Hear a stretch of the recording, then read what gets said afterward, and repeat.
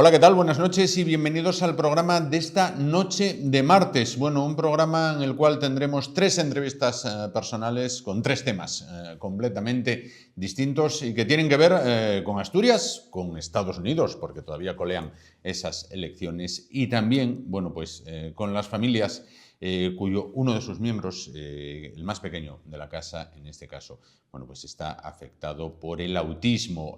Antes de comenzar con el desarrollo del programa de hoy, bueno, vamos con un tema que hoy es actualidad, ya que Oviedo se vuelca con el Camino de Santiago dentro del proyecto Camino de Santiago siglo XXI. De este modo se pone en marcha un nuevo punto de información al peregrino ubicado en el Escorialín del Paseo de los Álamos. Desde este punto, los peregrinos tendrán toda la información sobre la ruta jacobea que parte de Oviedo y además tendrán información adicional sobre el resto de las rutas. La iniciativa también incluye una imagen personalizada de este camino primitivo, puesto en marcha en la Edad Media por el rey Alfonso II el Casto para unir Oviedo con Santiago de Compostela, en la que fue la gran ruta del medievo y que posteriormente se extendió por toda Europa. Esta iniciativa nace como colaboración del Ayuntamiento de la capital asturiana con asociaciones de amigos del Camino de Santiago. Escuchamos al concejal de Turismo, Alfredo García Quintana.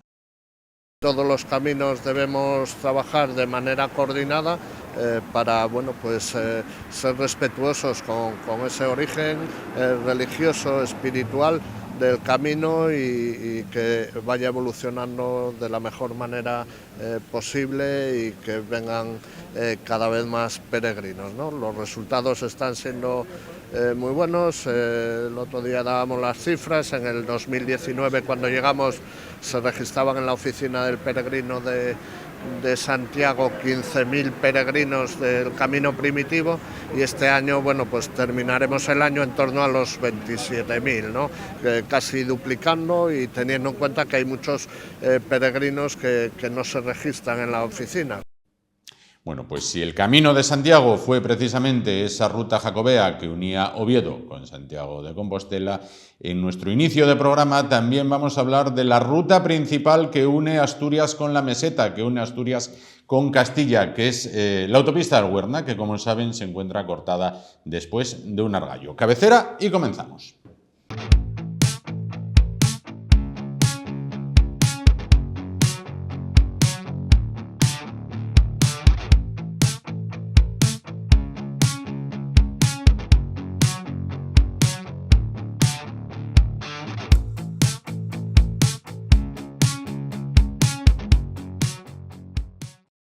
Bueno, pues precisamente hablamos de esa noticia cuando todavía resuenan los ecos de la Dana en el Levante español. En Asturias se ha cortado, después de un argallo que se precipitó sobre la AP66, sobre la autopista del Huerna, bueno, pues se ha cortado la comunicación del Principado con la meseta. Incluso los más optimistas decían, ahora España está sola, ya no cuenta con la conexión principal con Asturias. Bueno, bromas aparte, el tema no es de broma, ya que afortunadamente no hubo que lamentar víctimas, no hubo que lamentar pérdidas humanas, pero no las hubo que lamentar por la casualidad o porque Dios no quiso, en este caso, porque el argallo es de magnitudes considerables. Bueno, para hablar de esto, tenemos esta noche con nosotros, y agradecemos muchísimo su presencia, porque estamos últimamente abusando muchísimo de él y somos conscientes de ello, de José Antonio Sáenz de Santamaría, que es geólogo. Para disipar cualquier duda, usted no forma parte de nuestra plantilla, no, en este caso. De momento no, pero voy en camino. Va en camino, efectivamente. Está haciendo unas prácticas en este caso. Bueno, decíamos cuando llegaba usted... los paisanos antes por los pueblos decían, solo nos vemos para estas cosas, sí, cuando iban a un funeral. Últimamente nos vemos para volcanes, claro, danas y argallos. Sí, para los riesgos geológicos, que es una de las partes de mi profesión que más incide sobre la sociedad, claramente. Efectivamente. Agradecemos su presencia. Bueno, gracias. ¿Qué ha pasado en el Huerna? Bueno, pues ha venido abajo la ladera, por decirlo rápido, es un argallo, un desprendimiento de rocas, en este caso es un desprendimiento de rocas, no es un desprendimiento de materias arcillosas, lo que llamamos roturas circulares. Esto es un desprendimiento de rocas de gran magnitud. Así a vuela pluma, viendo las fotos, pues bueno, esto puede tener entre 70 y 80.000 metros cúbicos, y el problema es que no va a ser fácil recuperarlo, porque el macizo está muy débil, muy frágil, y podría en cualquier caso volver a caerse alguna parte del mismo y afectando a las personas que van a tener que trabajar en ello. O sea que la cosa va para largo. Claro. Para darnos cuenta de la magnitud de lo que ha ocurrido, vamos a ver una foto aérea de la zona, en este caso, dentro de un momento ya la vamos a tener y vamos a ir comentando. Ahí la tenemos. Bueno, esto es una foto aérea de la zona. José Antonio, ¿por qué se produce esto? Bueno, viendo la foto, ¿Sí? se ve claramente a la derecha de la foto, donde está la máquina esa amarilla, ¿Sí? en el talud hay una superficie que sube recta. ¿Sí? Eso es una falla, una fractura importante, y al otro lado, aunque no se ve tan bien, hay otra similar. Y entre esas dos fracturas se ha salido todo el material que había, dejando colgada toda la zona de arriba. Si os fijáis, en la zona de arriba, los planos lisos que se ven, que son planos de fractura normalmente, no es la estratificación en este caso, están todos de color marrón. El hecho de que estén de color marrón quiere decir que esos planos estaban abiertos, que por ahí entraba agua de lluvia con arcilla y durante mucho tiempo, muchos años, y estaba llenándose la zona de agua. El problema aquí básicamente es que con toda la zona esa fisurada y esos planos que permiten que la roca se salga, por decirlo así, pues ha llegado un momento en el que el macizo lleno de agua, si el macizo se llena de agua, en la parte de abajo, que es por donde rompe, en la parte a la altura de la autovía, que es por donde rompe, como hay de aquí arriba, hay como unos 50 metros, una cosa así, pues la presión dentro de los planos es del orden de 5 kilos por centímetro cuadrado, con lo cual llega un momento que la roca, en los desprendimientos de roca, estalla literalmente, y entonces ya se viene abajo todo lo que había abajo, más lo que viene de arriba. Y eso es lo que ha pasado. La verdad es que las magnitudes son importantes, y bueno, el talud tiene 50 años, porque este talud, como toda esta parte de la subida del Huerna, se hizo en el año 77 y 78, lo recuerdo porque yo empecé a trabajar ahí, en esos taludes, y bueno, la verdad es que ha sido de un tamaño importante, sí, la verdad es que sí. Afortunadamente no ha habido que lamentar víctimas, no ha habido que lamentar pérdidas humanas, pero de milagro, porque no pasaba nadie por ahí en ese momento. Sí, es que ya esto de las pérdidas humanas en otros casos ya ha pasado.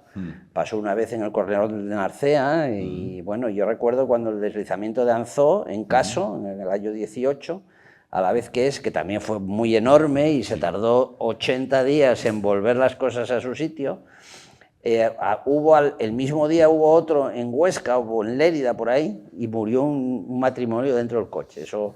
O sea que esto puede pasar. Y en Asturias especialmente, porque Asturias es una región muy propensa a este tipo de cosas, debido a la orografía, debido a los materiales, es muy propensa. De hecho, se calcula que, sabemos que hay del orden de 250, 300 todos los años, de distintos tamaños, no de este tamaño tan grande, pero todos los años se nos caen los taludes en toda la zona, en toda Asturias. Claro, hay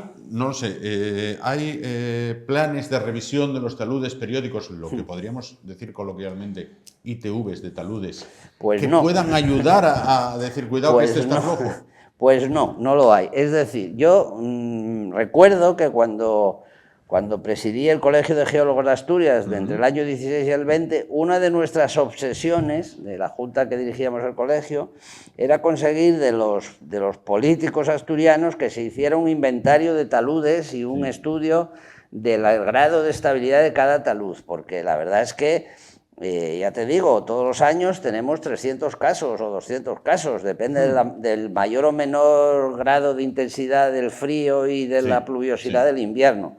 Y bueno, de hecho llegó a haber alguna proposición de ley o no de ley, no me acuerdo, pidiendo esto. Y el gobierno de la región se votó en contra, o sea que ni el que dice la verdad ni peca ni miente. El gobierno votó en contra de hacer un estudio sistemático de todos los taludes de la red, no solo de la red de carreteras, sino de la red de... Hay otros tipos de taludes, depende también, por ejemplo, de la red ferroviaria, en los acueductos de agua, hay sitios donde hay taludes, en fin, todo este tipo de infraestructuras humanas son las que son mucho más frecuentes en infraestructuras humanas que en la naturaleza. En la naturaleza Los hay también, pero no son tan frecuentes como los que se producen a raíz de las intervenciones humanas en el medio. Sí, entiendo que existe o ustedes tienen un mapa con la situación de los taludes en Asturias. Sí, sí, no solo un mapa, sino que hay una base de datos en la Universidad de Oviedo donde se recogen más de 3.000 incidentes de este tipo. Pasa que, claro, como siempre,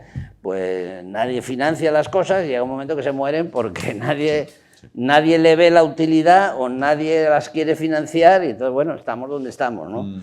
Pero bueno, sí es cierto que debería de tomarse en serio esta historia porque además ya no es un problema solo de las vidas humanas que se puedan perder, que es lo más importante, obviamente, sino de los grandes daños económicos que este argallo, bueno, produce unos daños económicos insoportables, porque ya, aunque solo sea por los camiones que no pueden venir, que pasó, hay camiones que no que les cuesta trabajo subir y bajar de Pajares, o sea que el tema de los daños económicos es tan importante que a mí siempre me ha llamado la atención que no se mantenga un control, un estudio, que no haya algo que permita decir este talud necesita con urgencia un arreglo y que se meta en el presupuesto del año que viene.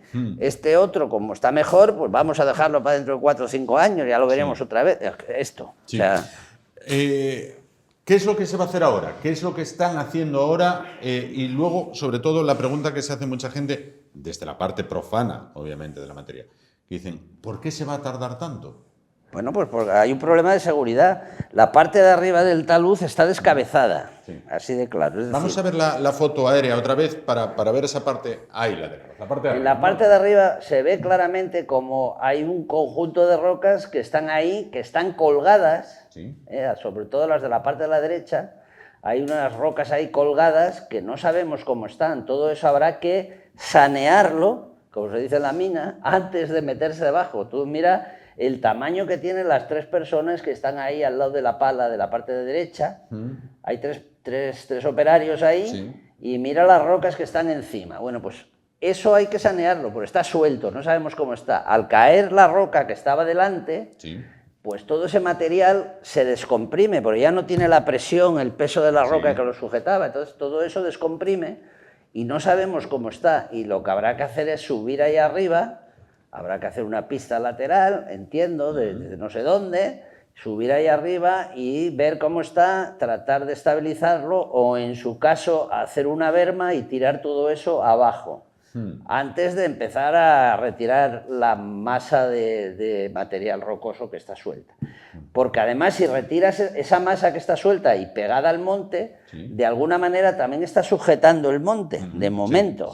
Si lo retiras muy rápido, igual induces un nuevo episodio, con lo cual todo esto es como hacer encaje de bolillos un poco, ¿no? No es, y sobre todo porque hay personas trabajando, claro, y maquinaria, pero vamos, lo fundamental son las personas, o sea que habrá que hacerlo de arriba hacia abajo y con mucho cuidado, supongo. Entiendo que esto entraña un riesgo tremendo, sobre todo para las personas que lo van a tener que hacer, y no estamos exentos de que se pueda ampliar lo ocurrido hacia izquierda y derecha. Más bien hacia arriba que hacia izquierda y derecha. La parte izquierda y la parte derecha se ve más consolidada, pero igual monta hacia arriba, se dice así, montar hacia arriba, ¿no? Entonces podría, si se caen esas partes de arriba, que están como sueltas, como colgadas, igual viene más material desde arriba, desde los pinos esos que hay por ahí, esas hayas y lo que hay por ahí. O sea que podría montar. En anchura raramente, está limitado por las fracturas que lo encajan, pero sí podría montar hacia arriba. ¿Las previsiones que se manejan de semanas, meses, entonces son correctas? Pues de momento sí, claro, sí, sin duda. Otra cosa es que se puede abrir un carril por la parte de abajo, donde está la pala esa retroexcavadora, hacer ahí un carril que permita mantener la circulación, más o menos, pero claro, esto... lo primero que habrá que hacer es hacer un estudio, ver cómo se va a acometer. Alguien tiene que decidir un sistema de trabajo y, en fin, es complejo, no es simple. Y luego hay que coser la montaña, lo llaman coser. Bueno, sí, coser es lo que está hecho, lo que estaba hecho, si os fijáis ahí a la derecha, donde de la máquina esta, la pala esta que hay Sí. encima, hay Sí. como yo he visto en la prensa tiritas, son franjas de hormigón que Sí. se ponen para sujetar las zonas, digamos, más inestables o menos compactas de la roca. Esos son originales, esas las pusimos en los años 70. Y se meten bulones. Bulones son unas barras de acero de 2, 3, hasta 12 metros que se ponen, y hay bulones que son activos y pasivos. Los pasivos simplemente se meten para coser la roca. Sí. Pero los activos, una vez metidos, primero se mete una resina, se mete el bulón, y es como el araldí, la resina, hay dos resinas que se mezclan y es como el araldí, y queda un conjunto que luego se hace sólido. Y una vez que se hace sólido, con una máquina se tira del bulón, se hace tracción al bulón, se pone la placa y entonces el bulón queda tensado y de alguna manera lo que hace es que la roca se comprima y aguante mucho más. No sé si ahí en concreto hay bulones activos o pasivos, pero vamos, es lo habitual que se puede poner. Entonces el macizo de alguna manera mejora mucho, que por eso ha aguantado tanto, lleva 50 años, ¿no? Sin llamar, lógicamente, que es la última intención, sin llamar al alarmismo, pero esto que ocurrió en ese punto kilométrico, en esta ruta de la autopista del Huerna, ¿puede darse en cualquier zona? En teoría se podría dar en toda la subida hasta los túneles. Lo que pasa es que, claro, es muy difícil que se produzca una situación de estas. Bueno, esta es la primera que pasa gorda y hace 50 años que está la autopista ahí. Sí. Aucalsa, hay que decir que inspecciona todos los taludes de la autopista habitualmente. También hay que decir que este desprendimiento puede haber pasado inadvertido, porque solo hasta que al final estalla, la roca puede estar tranquila y quieta y no te das cuenta de nada. En otras ocasiones la roca hincha y te avisa, pero puede pasar que no hinche y solo al final rompa y salga. O sea, pero sé que Aucalsa, me consta que Aucalsa inspecciona los taludes y procura que la seguridad de la autovía esté garantizada, pero claro, nadie está libre, es una estructura humana que de alguna manera la naturaleza intenta volver a su equilibrio, ¿no? Porque, claro, si te fijas, la pendiente que coge ahora es un poco la pendiente que tenía el monte antes de cortarlo. Ahora, claro, eso evidentemente requiere mantenimiento, entre otras cosas, por eso Aucalsa nos cobra, por mantener la autovía. Como en las públicas es el Estado el que se tiene que hacer cargo, pero... o en las carreteras secundarias asturianas, pero sí, el mantenimiento tiene que hacerse, ¿no? Es inaplazable, hay que hacer mantenimiento, claro. Claro. Bueno, ahora ahí podemos ver en las imágenes la magnitud, en este caso del desastre, del que, insisto, afortunadamente no hay que lamentar víctimas. Ahora quedan por delante, como bien dice nuestro invitado, días, semanas, meses de trabajo con el objetivo de la seguridad. En este caso, ¿Pajares cómo está? Pajares, hablo la ruta vieja. La ruta abierta está bien desde el punto de vista de los taludes, está bastante bien, pero la carretera está deteriorada. El firme, el firme no está como estaba cuando era nuestra única ruta de salida. La verdad es que está deteriorado y las pendientes son muy grandes. Hace poco, hará 4 o 5 años, hubo un deslizamiento también que afectó al asfalto, o sea, el deslizamiento fue debajo de la carretera, no encima como aquí, y había unas roturas en el asfalto, y eso se arregló, hará de esto, qué sé yo, pues 5 o 6 años. Pero la carretera, desde luego, no está para digerir todo el tráfico que se le viene encima con esta historia, claro, y mucho menos el de camiones y autobuses. Claro, volver a subir por Pajares camiones de 20, 30 toneladas, pues... ¿Y la ruta del tren? ¿La de? La del tren AVE. La nuestra, no, esa está perfecta, no le pasa nada. Afortunadamente no le pasa nada. Menos mal que eso se ha llegado a hacer. Porque, que ya está en servicio. Sí, ya está en servicio. La verdad es que el viaje es fantástico. 1 hora a León, se puede ir a comer a León y volver a Oviedo. O sea que es fantástico, lo recomiendo. O sea. Bueno, por delante lo que decíamos, días, semanas, meses de trabajo. Meses de trabajo, sí. Decíamos cuando hablábamos de de la Dana, por la que le preguntaré luego nada, dos cositas. Me decía usted, España cuenta con empresas punteras a la hora de acometer estos trabajos. Quiero decir, la cosa está en buenas manos, ¿no? Sí, es decir, sí. ¿no? No digo que somos los mejores, pero sí somos de los mejores. Sí, sí. Tenemos empresas de geotecnia, empresas de construcción, punteras en el mundo, y de hecho están trabajando en todo el mundo, las empresas españolas, también en los túneles, y no, sí, la geotecnia, la geología, en la obra pública, somos punteros en el mundo, sin duda. Claro. Bueno, pues habrá que armarse de paciencia, en este caso, dejar que trabajen los profesionales y que se repare cuanto antes mejor esta zona del Huerna con la máxima seguridad. Quiero preguntarle nada, aprovechando su presencia.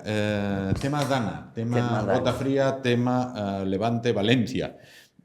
Últimamente, el otro día cuando contábamos con usted y me daba la explicación, me decía, prioritario mantener limpio el cauce de los ríos.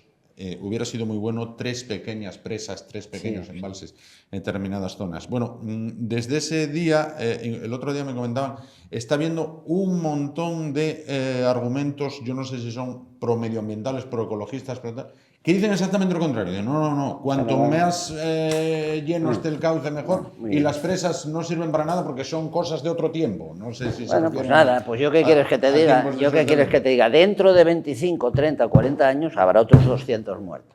Otros. Claro, otros. Los muertos de hoy ya están muertos. Sí, no, dentro habrá otros 200. Claro, es que vivimos en una época, perdona que te diga esto, estúpida, desde muchos puntos de vista, pero desde este seguro. Es decir, volver a decir, pero tú viste las imágenes, cómo bajaba el carrizo, los árboles y todo en cabeza de todo esto. Hasta que tupen los ojos. Hasta que tupen los ojos de tal, y entonces se monta por detrás un embalse y luego lo supera el puente. Bueno, es una cosa que anden diciendo estas cosas, vamos, es algo, yo de verdad, no lo puedo entender. O sea, yo pensé que el mundo civilizado, pues eso, había pasado. Estaba civilizado. Y además la prueba la tenemos en dos cosas. A, el embalse de la Forata impidió que el río Júcar se desbordara de una manera espantosa. Vale. B, el nuevo canal del Turia aguantó 2.500 metros cúbicos por segundo y en Valencia no pasó nada. Y simplemente el barranco del Pollo, que está en el medio, pues claro, como no se limpian las riberas, como no está hecha la presa de Cheste, que está planificada desde el año 2005-2006, y estamos todos muy estúpidos desde el punto de vista ecológico, pues 200 muertos, 200, o sea, no 10 ni 5, que también, pero 200, o sea, es que es una cosa, y que estamos discutiendo si son galgos o son podencos, pues es una cosa, a mí me saca de quicio, o sea, pero bueno, pero ¿cómo podemos estar en este nivel de estupidez en mitad de un país civilizado? No lo entiendo, a mí no me cabe en la cabeza. Perdón porque me excite, pero es que me excita el tema. Con toda la razón, en este caso. José Antonio Sáenz de Santa María, geólogo, muchísimas gracias por estar con nosotros esta noche. Espero que la próxima vez que nos veamos sea para algo más agradable. Bueno, sí, y que me pases el contrato. ¿Ya? Efectivamente, lo están redactando, es un contrato en prácticas para empezar. Bien, correcto. No, de verdad, de todo corazón, muchísimas gracias. Nada, porque sí es cierto que tenemos por costumbre hablar con profesionales, no, como dice Javier Neira, no opinadores profesionales, sino profesionales que opinen, en este caso, ¿no? Bueno, pues en otras casas lo hacen de otra manera, en esta tratamos de hacerlo de esta. Para no opinar de manera profesional podemos recurrir al fútbol o a otros eventos. Para cosas de estas hay que contar con profesionales que opinen, no con opinadores profesionales. José Antonio, muchísimas gracias a vosotros por contar con su presencia. Bueno, ahora nos vamos a ir a publicidad. A vuelta, el mocín de la película la semana pasada era Donald Trump. Bueno, pues con ese triunfo arrollador en las elecciones norteamericanas. Vamos a hablar a vuelta de publicidad con una persona que conoce muy mucho lo que es Estados Unidos y la idiosincrasia del pueblo norteamericano. En un momento estamos de vuelta.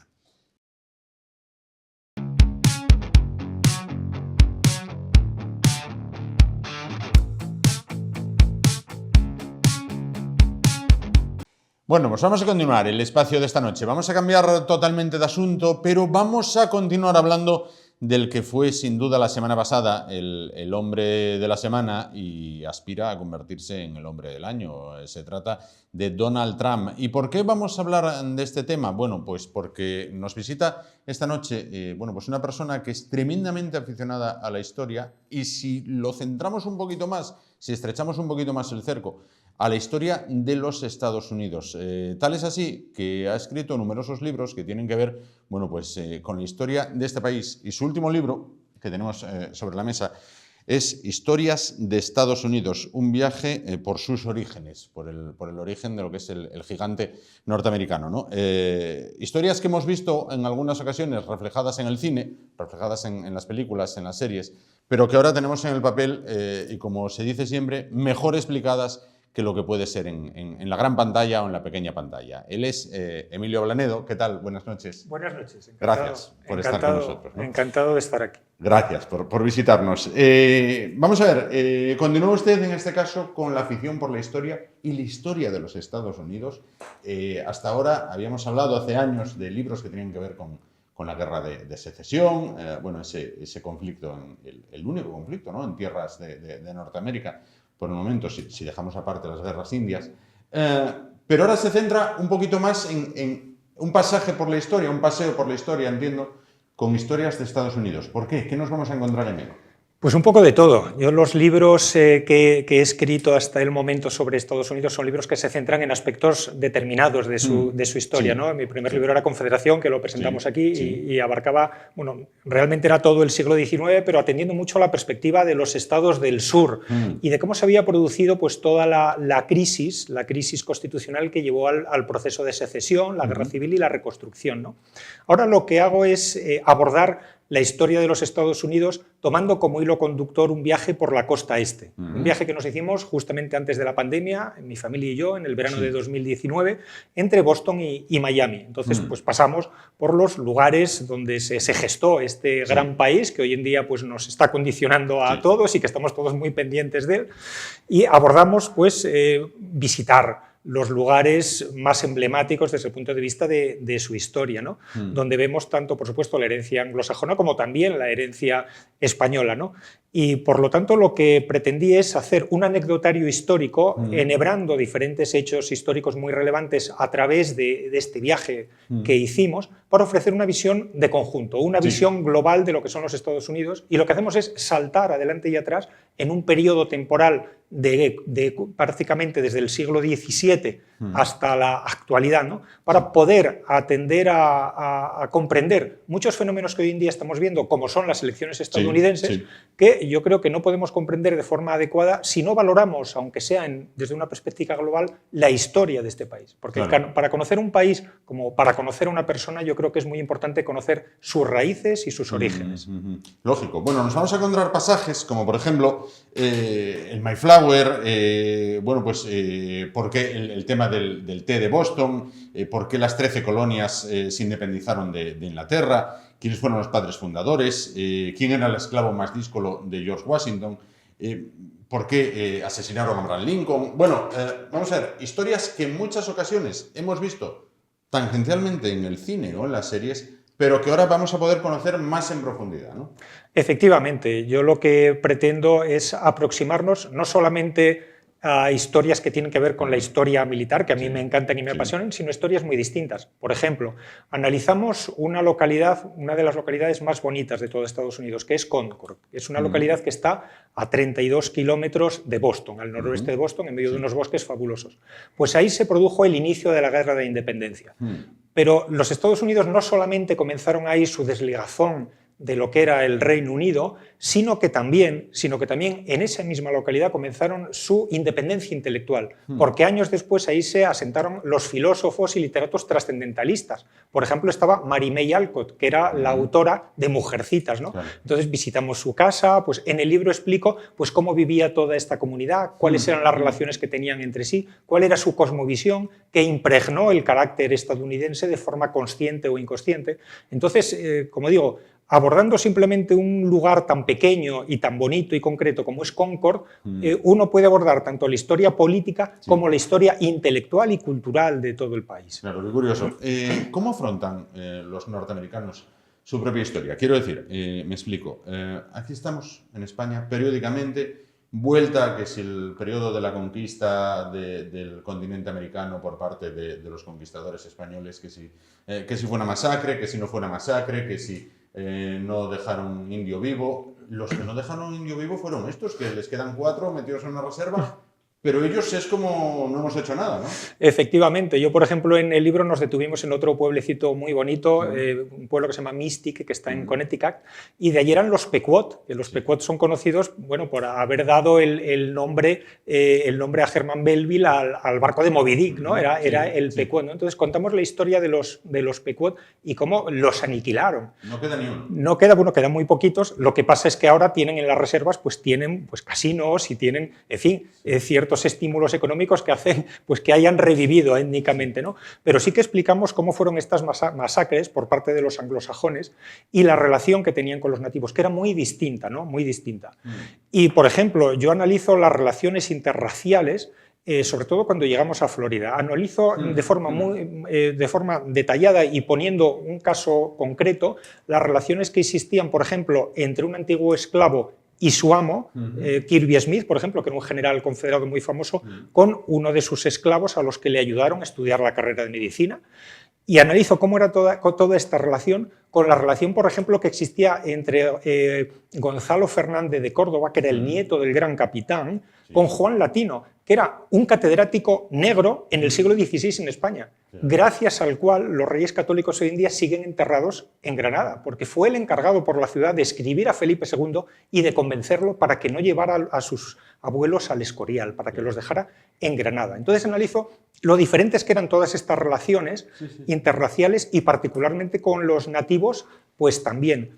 Hoy en día hay cierta, desde los años sobre todo 60, hay grandes reflexiones, ¿no?, sobre lo que se hizo con los indígenas. Indudablemente pues hay muchas críticas y hay un sentir de culpa, pero de todas maneras vemos que de una forma ciertamente en ocasiones hipócritas se vuelca todavía una visión de leyenda negra sobre la parte de historia hispana de los Estados Unidos. Entonces tenemos que se están tirando estatuas de Fray Junípero Serra, estamos viendo una actitud respecto a los conquistadores españoles que yo creo que es profundamente injusta.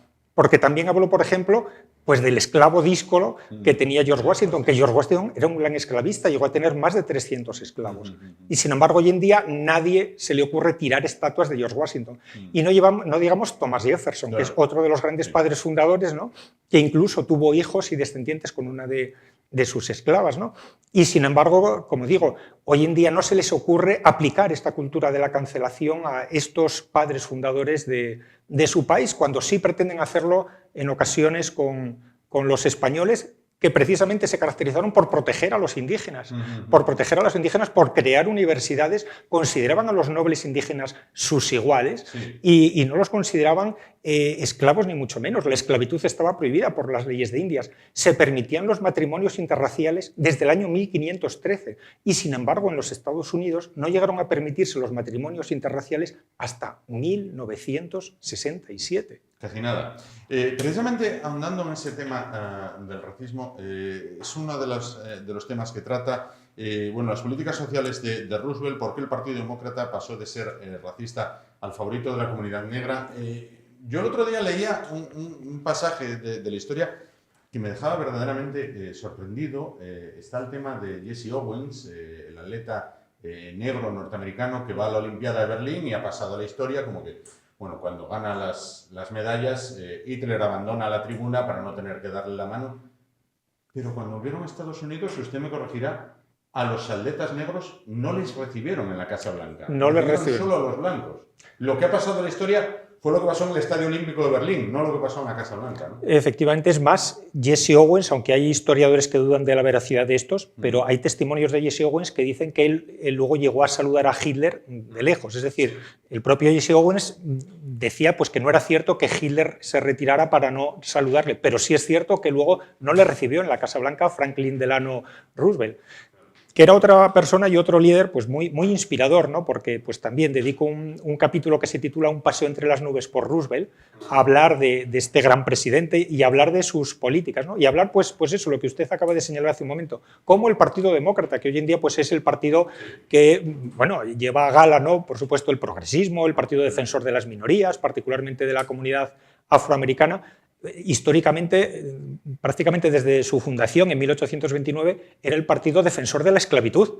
Y luego, cuando terminó la esclavitud, el partido defensor del supremacismo blanco, ¿no? Sí. Pues prácticamente hasta el New Deal, hasta las políticas sociales de Franklin Delano Roosevelt, ¿no? que le hizo dar un giro copernicano y le hizo cambiar, ¿no? Hasta llegar a convertirse pues, en lo que hoy es todavía hoy en día el partido supuestamente defensor de las minorías, aunque si analizamos luego las elecciones veremos que este papel también se está perdiendo, ¿no? Hablaremos de las elecciones en un momento, pero antes quería preguntarle, como bien decía usted, en el mundo occidental, Norteamérica marca el diapasón, lo marca prácticamente en todo, en lo económico, en lo político, en lo militar, incluso hasta en la forma de comer con las hamburguesas, vestir con los pantalones vaqueros y bueno, lo que vemos en la tele y en pantalla grande o en pantalla pequeña. Pero la sociedad norteamericana es tan diferente a la nuestra. Quiero decir, hay cosas de ellos que nos sorprenden. Entiendo que igual que a ellos les pueden sorprender las nuestras. ¿Son tan diferentes a nosotros? Son diferentes, son bastante diferentes en muchas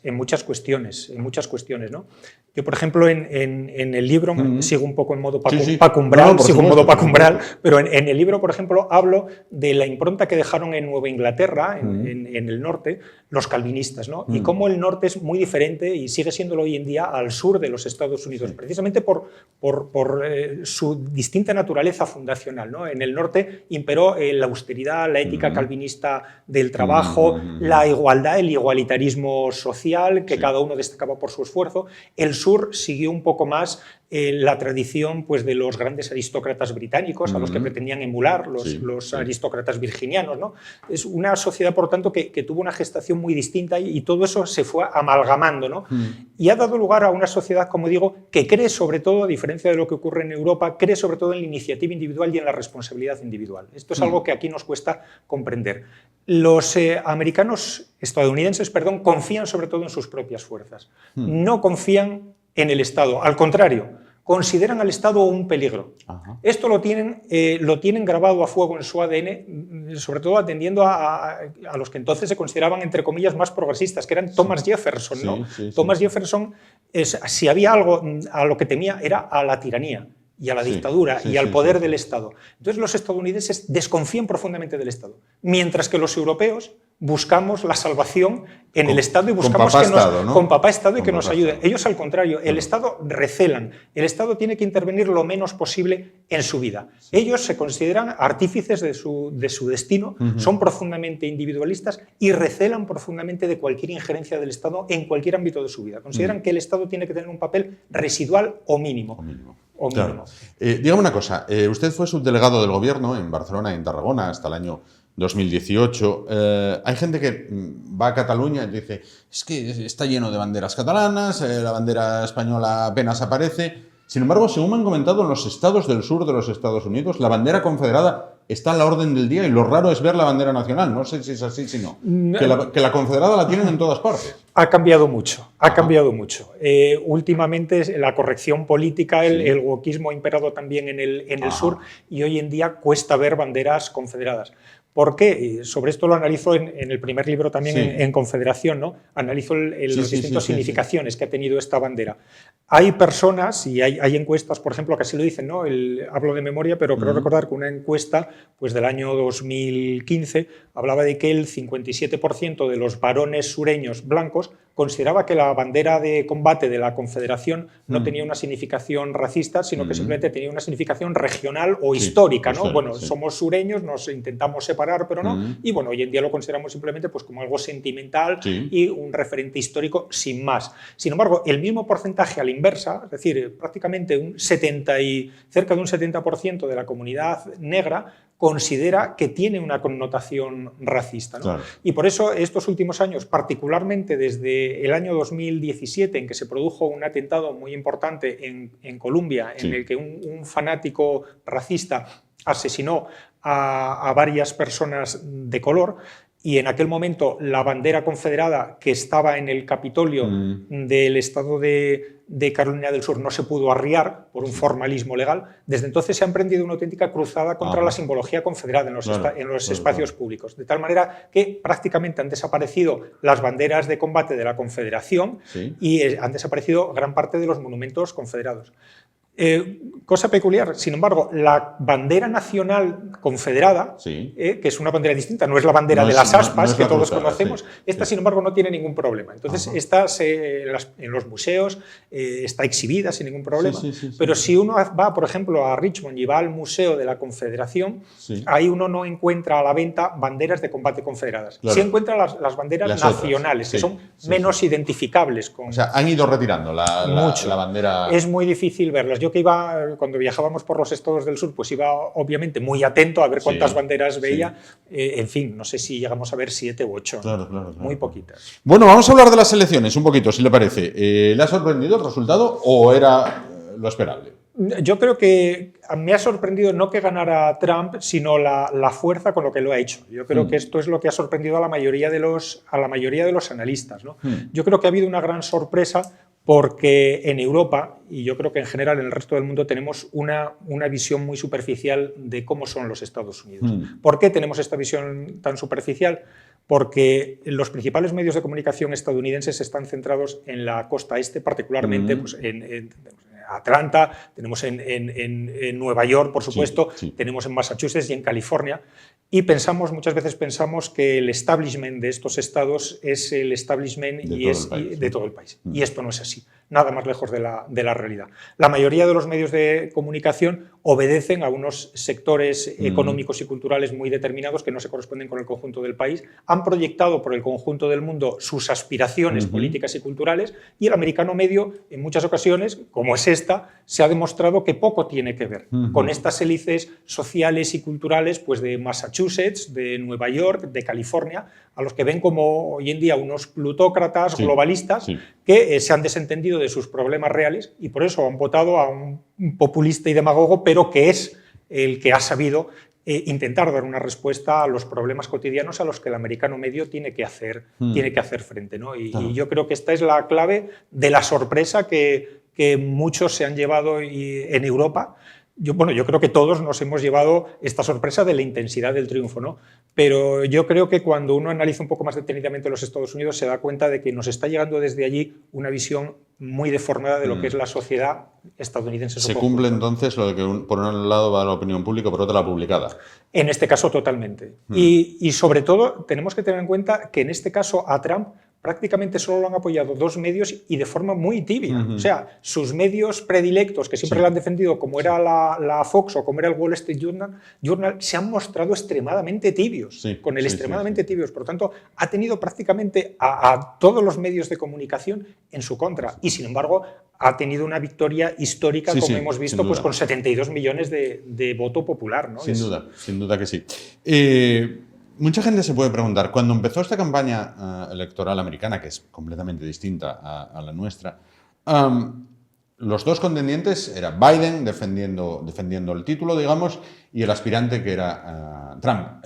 Y mucha gente podía pensar, ¿en todo Estados Unidos no encontraron otros dos para presentar el Partido Demócrata, el Partido Republicano, que estos dos?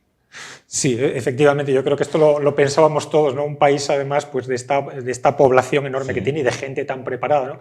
Aquí, obviamente, yo en esto tampoco soy un conocedor de esto, de todo el intríngulis, ¿no? Que ha llevado a la formación de estas candidaturas. Sí es cierto que la vida interna de los partidos son muy complejos, hay grandes intereses, hay grandes lobbies, hay grandes grupos de presión y, por lo tanto, yo creo que la presentación de estos candidatos ha obedecido a eso, ¿no? A que hay ciertos lobbies y ciertos grupos de presión que les han apoyado y que les han animado a ir hacia adelante y han apostado por ellos en vez de haber apostado por otros candidatos, ¿no? En el caso de Trump, indudablemente, parece ser que estos lobbies y estos grupos de presión han acertado, porque lo cierto es que Trump, aparte, ¿no, de las causas que tiene pendiente, ¿no? De haber sido condenado por el tema de Stormy Daniels, a pesar de tener 3 procedimientos pendientes, a pesar de la barbaridad del asalto al Capitolio y de su actitud en aquellos momentos. Sí es cierto que es un político que ha sabido establecer un vínculo emocional muy poderoso,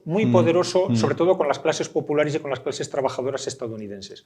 Y entonces sí es cierto que dentro del Partido Republicano, al margen de todas estas lacras que podían afectarle, se ha apostado por él teniendo presente pues, que quizá este vínculo emocional pudiera sobrepasar todas estas taras o todos estos impedimentos que pudieran dificultarle en su carrera hacia la Casa Blanca. E indudablemente han acertado. Con el tema de la economía, los aranceles, Trump a priori puede ser malo para Europa, por ende para España, o combatirse el cobre con los aranceles chinos ya va a tener de sobra y necesitará una Europa amigable.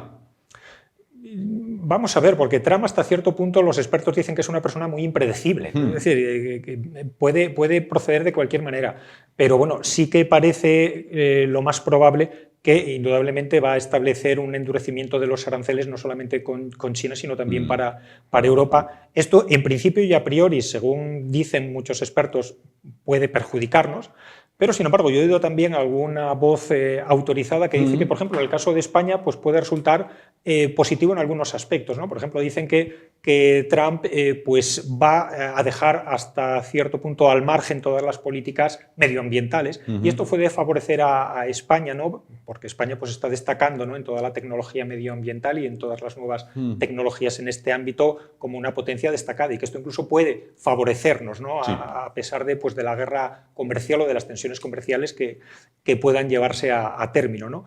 Y luego, además de los aranceles, el segundo gran ámbito que se considera que puede afectar a Europa es sobre todo desde el punto de vista de la defensa, ¿no? ¿Por qué? Porque Trump está insistiendo ya desde hace muchos años en que Europa tiene que ser responsable y que tiene que asumir sus gastos de defensa, ¿no? Y está exigiendo a todos los países que inviertan al menos un 2% de su Producto Interior Bruto en estos gastos de defensa. Esto en principio puede disgustar a mucha gente, indudablemente. Todos queremos que el dinero se gaste antes en hospitales, en escuelas o en carreteras, faltaría más, ¿no? Pero vivimos en un mundo real, no vivimos en un mundo utópico. Los gastos de defensa son necesarios, son una necesidad imperiosa y son una necesidad también política. Si Europa quiere ser un actor fuerte en política internacional y pintar algo en el mundo, indudablemente tiene que asumir como propio una política de defensa. Por lo tanto, yo creo que a medio o largo plazo esta tensión o esta, por así decirlo, este malestar que hoy en día nos puede causar Trump, yo creo que a largo plazo será algo positivo para Europa. Quería preguntarle también, como experto que es en el tema que tiene que ver con la Confederación, la guerra civil norteamericana, desde esa época hasta ahora, ¿es ahora el momento en el que más dividida está la sociedad norteamericana? Probablemente sí, probablemente sí. Desde, bueno, las heridas de la guerra es increíble, yo es lo que más admiro de los Estados Unidos, es increíble lo bien que supieron cicatrizarlas, es impresionante, ¿no? Por ejemplo, en este último libro dedico un capítulo a Gettysburg, ¿no? Y explico cómo Gettysburg, que es la localidad donde se luchó la batalla más importante del continente, donde se decidió, donde se luchó la batalla más importante de todo el continente estadounidense, fue una batalla muy truculenta, muy sangrienta, ¿no? Pues cómo a lo largo de los años los combatientes iban reuniéndose allí y era un lugar de encuentro entre todos ellos y era un lugar del que salió la unidad del país, ¿no? De Gettysburg se irradia más que este sentir de lucha y de división, un sentimiento de unidad. Y es impresionante cómo en muy poquitos años supieron restañar estas heridas y lo orgullosos que están de su pasado, ¿no? Con independencia del bando en el que hubieran luchado. Algo que en España, pues que tuvimos nuestra guerra civil, es impensable, vamos. Tenemos la guerra civil en carne viva, ¿no? Todos los días, a todas horas. Todos los días y a todas horas. Todos los días, a todas horas. Además, ahondando en esto, y usted me corregirá, que para eso entiende de ello, máxime cuando, por ejemplo, el norte, cuando está ya venciendo la guerra, Sherman atraviesa los estados del sur pasándolo todo a sangre y fuego. O sea, arrasa casas, ganado, cosechas, gente. Hace una guerra prácticamente de exterminio y, sin embargo, no hay esa revancha una vez finalizada, no hay esa revancha desde el sur. Es decir, no quiero ver un nordista ni por el forro, ¿no? Efectivamente. Sí es cierto que la devastación fue sobre todo material. También ocurrió en el Valle del Shenandoah. Como decía el general Sheridan, vamos a devastar el Valle del Shenandoah de tal manera que un cuervo que lo sobrevuele tenga que llevarse su propia comida, ¿no? Fue una destrucción impresionante y sistemática. Sí es cierto, por ejemplo, que desde el punto de vista de atrocidades y de matanzas con la población civil, es cierto que fue una guerra que sorprende por la poca visceralidad que hubo desde este punto de vista, ¿no?, de matanzas al vecino, ¿no?, que es aquí lo que desarrollamos, por ejemplo, en nuestra guerra, guerra civil, ¿no? Esto es algo que se produjo más en ciertos sectores del oeste, donde hubo más lucha guerrillera, por ejemplo, en Missouri, en Kansas, ahí sí que hubo más visceralidad desde este punto de vista de venganzas familiares o de matanzas que perduraron en familias a lo largo de generaciones. Sin embargo, al acabar la guerra, por ejemplo, al margen de indudablemente los excesos que pudieron cometerse extrajudicialmente, oficialmente solo hubo 2 ejecuciones. Terminada la guerra, solamente fueron ejecutadas por crímenes de guerra 2 personas, un guerrillero confederado y una persona de origen suiza, que era Wills, se llamaba, que era el jefe del campo de concentración de Andersonville, que es una persona además que incluso se duda de la justicia de esta condena, porque murieron 30.000 prisioneros bajo su mando, pero bueno, fue porque no tenían capacidad para, perdón, 13.000 bajo su mando, pero era que no tenían capacidad tampoco para alimentarlos ni para atender sus enfermedades, ¿no? Pero solamente fueron 2 los ejecutados, ¿no? Sin embargo, vemos las guerras que hemos tenido en Europa, nuestra guerra civil. Ahora, por ejemplo, el fin de la Segunda Guerra Mundial en Europa, y vemos que incluso, ¿no?, por supuesto, las atrocidades, por ejemplo, no digamos del nazismo, del comunismo y del fascismo, ¿no?, pero incluso, por ejemplo, la Francia resistente o la Italia antifascista también pues cometen grandes matanzas, ¿no?, y toman grandes venganzas después cuando se invierten las tornas, ¿no? Entonces vemos que este fenómeno de guerras civiles tan truculento que hemos tenido en Europa, en este caso en los Estados Unidos, no se produjo de esta manera. Pues Emilio Blanedo, sin duda un país apasionante para conocer de cerca el que lo pueda visitar y el que no, bueno, pues leyéndose, por ejemplo, este libro con Historias de Estados Unidos, donde hay todo ese repaso histórico a muchos de los hechos que conocemos por la literatura, por el cine o por la televisión. Emilio, ¿el próximo libro será? Uy, todavía no lo sabemos. Pero algo habrá. Algo habrá. Quizá dejemos Estados Unidos y vengamos para Europa. Sí. Quizá, todavía no lo sé, pero bueno, a mí me interesa mucho también todo lo que tiene que ver, por ejemplo, pues con el nazismo, todo lo que tiene que ver con el nacionalsocialismo, con el nacionalismo alemán, la historia de Alemania ya desde el siglo XIX hasta desembocar en el nazismo. Todo esto me interesa muchísimo y bueno, todavía no lo sabemos, pero quizá este sea uno de los temas que aborde en un futuro. Claro. Bueno, pues aquí estaremos para que vengan a contárnoslo. Bueno, aquí estaremos, esperamos estar aquí para que venga a contárnoslo.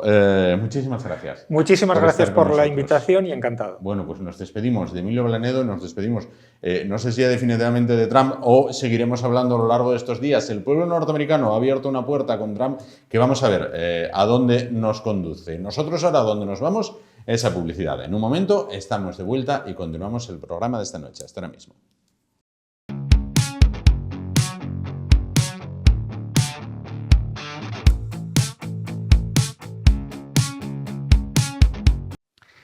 Bueno, pues continuamos a vuelta de publicidad del espacio de esta noche. Vamos a cambiar totalmente de asunto. Vamos a hablar a continuación de autismo. Autismo en Asturias, una comunidad, la nuestra, en la que están escolarizados, bueno, pues más o menos 3.000 niños, bueno, pues con algún grado de autismo. En esto del autismo no todos son iguales, es decir, hay distintos grados. Bueno, pues hace unos meses hablábamos con una familia cuyo niño, Alex, de 16 años, bueno, pues tiene autismo y están integrados en ADANSI, la asociación que lleva en Asturias todos estos temas. Bueno, esta familia, junto con otras familias, van un paso más allá y ponen en marcha, bueno, pues una nueva plataforma llamada Autismo Astur, que tendrá, bueno, pues su presentación oficial el próximo día 22 de este mes en el Colegio La Salle de Riaño, con una cadena humana, bueno, y distintos actos que conoceremos actualmente. Vamos a conocer a continuación, bueno, pues de la mano de 2 mamás de esta asociación, 2 mamás cuyos niños tienen autismo, y en este caso, bueno, pues ¿por qué han decidido dar este paso hacia adelante y poner en marcha Autismo Astur? Saludamos a esta hora de la noche. Voy por este lado a Noemí Zapico, que es portavoz de esta plataforma. ¿Qué tal? Buenas noches. Buenas noches. Gracias por estar con nosotros. Y por el otro lado, María José Fernández, que también es portavoz de esta plataforma. Buenas noches. Gracias por estar con nosotros. Bueno, son las mamás, en este caso, de Noemí de Alejandro, de 16 años, y María José, también, de 9 años. Muy bien. Bueno, ¿por qué decidís poner en marcha bueno, pues esta plataforma Autismo Astur? Reivindicamos un poco, o lo que se pide al Principado es tantos centros de día como pedimos también colegios especializados en autismo. Se piden también respiros familiares tanto para mayores como menores. Son algunas de las reivindicaciones que hacemos desde la plataforma. ¿Qué podemos entender por respiros familiares? Pues respiros familiares, pues yo creo que engloba varias cosas, ¿vale? Una cosa sería poder las familias, pues un fin de semana, dejar a tu hijo o tu hija en un sitio para que, digamos, pueda disfrutar del ocio, del tiempo libre, sin ser siempre con sus padres, y a la vez también permita que las familias tengan su tiempo de sueto. Y también un respiro familiar es que muchas veces tú, cuando tu hijo tiene autismo, ¿vale? Hay 1000 situaciones en la vida, pues ponte desde que te tengan que operar, estar en un hospital y tú no tienes con quién dejar a tu hijo. Claro. A mí se me dio el caso de que mi padre murió de repente, ¿vale? Un infarto, murió. Sí. Yo no tenía con quién dejar a mi hijo para poder ir al funeral de mi padre. Claro. En ese aspecto hablamos de respiros familiares, que haya centros para poder dejar a nuestros hijos, tanto menores como mayores. Mayores sí lo hay, lo que pasa es que específicos de autismo hay muy poco. Claro, entiendo. Bueno, en principio sois 10 familias las que dais este paso hacia adelante, las que ponéis en marcha Autismo Astur, después del acto de Ciaño, después de la puesta en marcha de manera oficial, esperáis que sean más las que se sumen. Dejar una cosa tremendamente clara: en ningún momento la plataforma nace como algo opuesto a Dansi, es decir, vosotras vais a seguir, estas familias vais a seguir integradas en la Dansi, ¿verdad? Exactamente, No tiene nada que ver. Al contrario. Vale, la labor de Dansi no tiene nada que ver con el tema de la plataforma. La plataforma surge porque vemos la necesidad como familias. No todas las que formamos esa plataforma somos socios de Dansi, sé que sí, sé que no, pero vemos la necesidad de reivindicar derechos que no existen y recursos que no existen a día de hoy en Asturias, pero para nada, vamos al contrario. Correcto. La labor de Dansi es encomiable y vamos. Y tiene unos grandes profesionales. O sea, Y vamos, no son de 10, son de 20. Bien, Sí. perfecto. No de 10, sino de 20 en este caso. Bueno, ¿qué tal con las administraciones, María José, Noemí?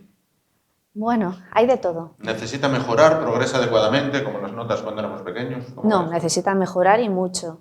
Necesita muchísimo las mejorías porque las administraciones hay veces que dejan mucho que desear, ya por falta de presupuestos, porque muchas veces cogen y nos quitan, por ejemplo, en educación, estamos siempre reivindicando que nos den alguna partida más en educación especial porque siempre nos falta tanto PTs como ALs. No pueden considerar de que las aulas de un colegio de educación especial sean 10 alumnos, no puede haber 10 alumnos. Hay aulas que solo puede haber 1 o 2 niños y es muy complicado porque no les dan recursos, se quedan pequeños los colegios.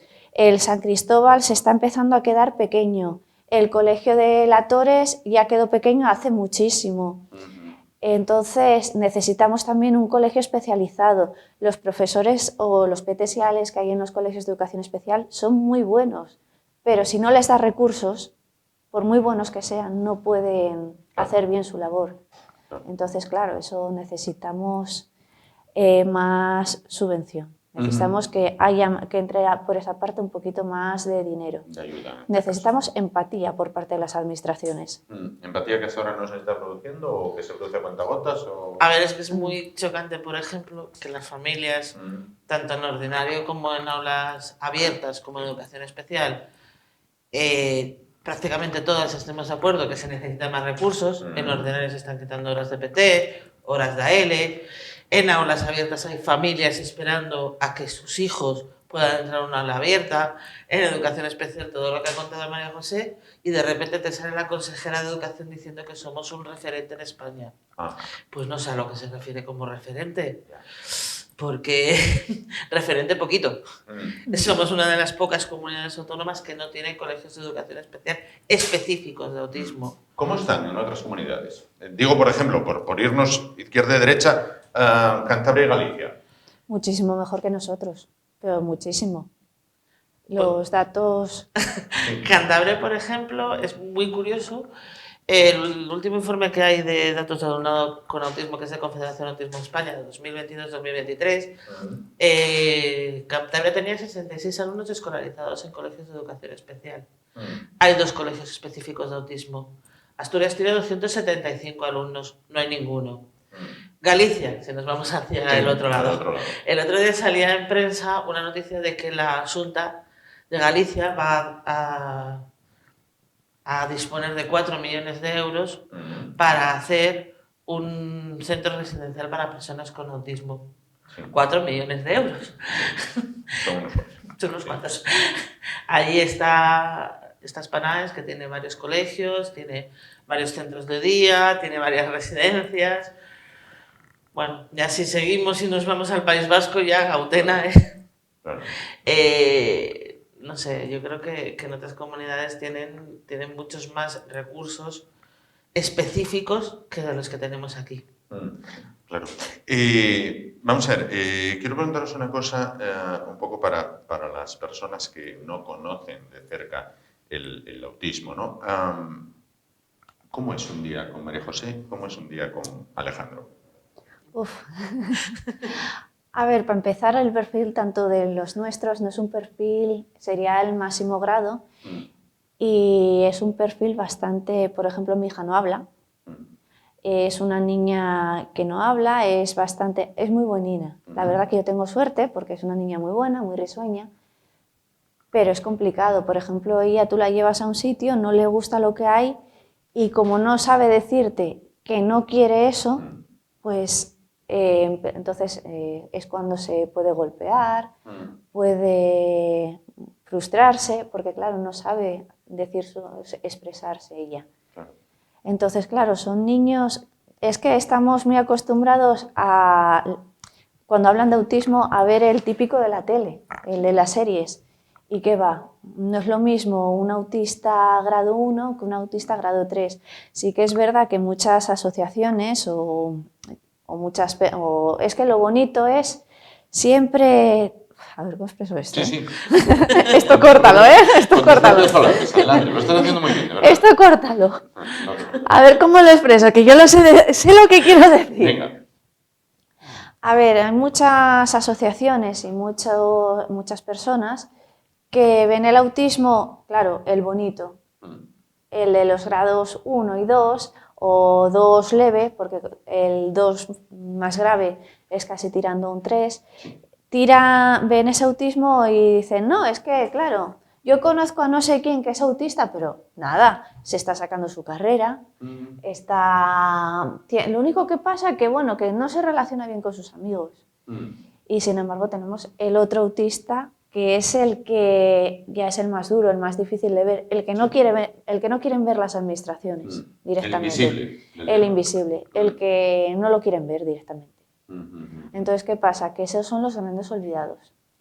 Hay niños autistas de grado 3 que son altamente agresivos, otros que son, claro, al no ser verbales, no son capaces de expresarse, porque la gran mayoría de los de grado 3 no son verbales. Entonces, es como tener un niño pequeño de 1 año o 2, pero con 10, 20, 30 años de continuo. Noemí, me decías la otra vez que estuviste con nosotros que muchas veces, al margen de esta situación que nos describe bien María José, chocáis con la incomprensión de la gente, ¿no? En una terraza de una cafetería, en un restaurante, en cualquier sitio, que es como en plan de, uy, mira lo que pasa ahí. Qué manera. Claro. Sí. Esto es fastidiado, ¿no?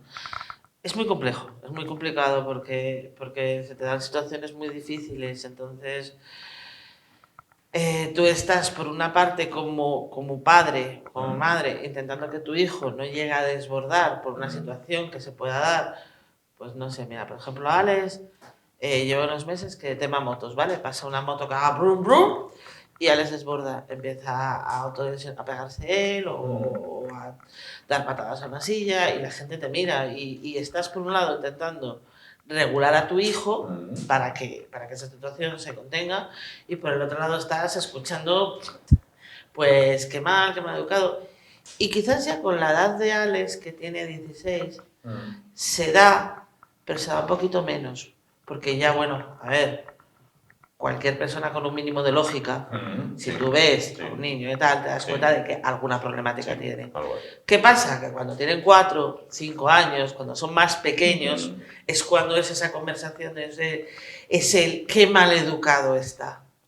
Y esa parte es bestial para los padres porque yo la pasé, claro.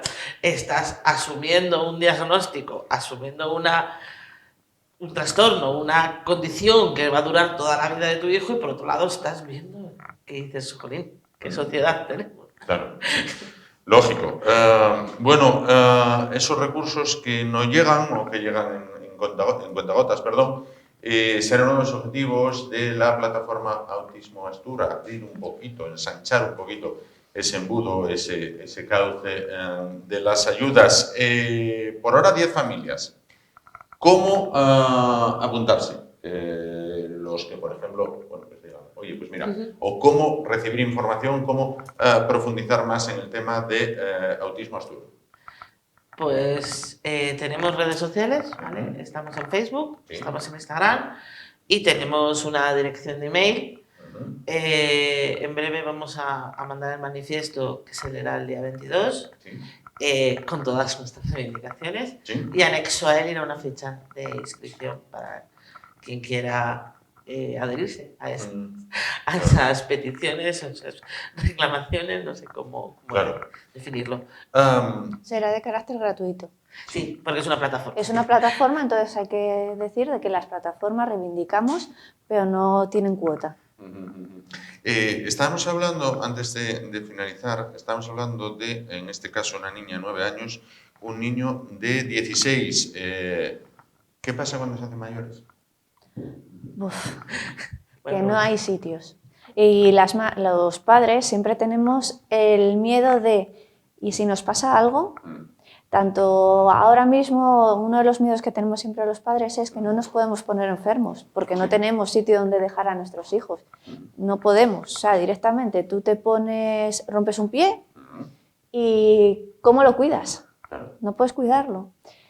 Y luego, de cuando seas mayor, ¿qué va a ser de tu hijo? Cuando tú ya tengas 70, 80 años y no puedas con él, ¿qué haces con él?